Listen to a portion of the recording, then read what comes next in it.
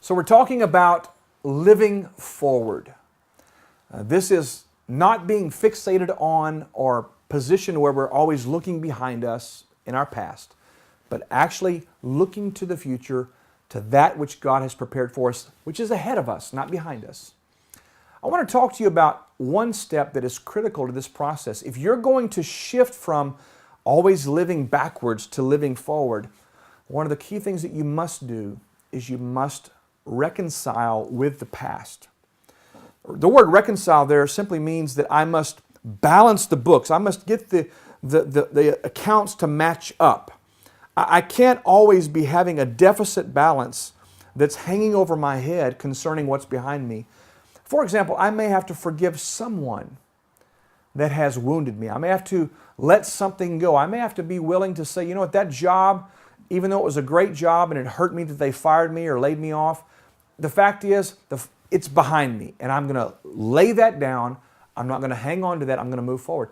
There's got to be some reconciliation to where you're letting go of the past and then embracing the future. It's the reconciling of the past.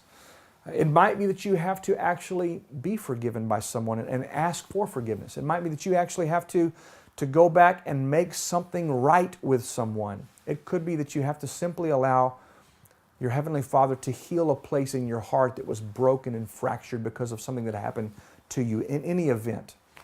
You must reconcile the past. You know, in my own life, and many of you have heard this story, but in my own life, tragic events took place in my life at about 11 years old. And during that season of my life, I was way too young to know how to deal with it.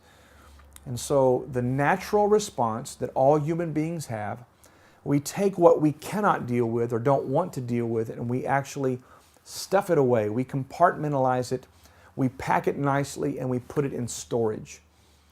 The problem with this is that it's like putting a negative deposit in the bank account.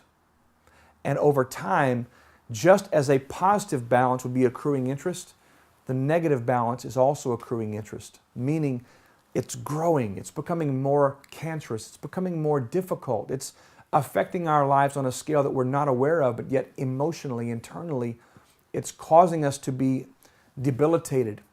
It's paralyzing us from forward movement. And you know, in my own life, it was 22 years before I was in a place where I could actually be afforded an opportunity to reconcile that and to bring that to total closure, to close the books and be done. And for you, my prayer is the same. In order for you to live forward and move forward, you must go through the process of reconciling something.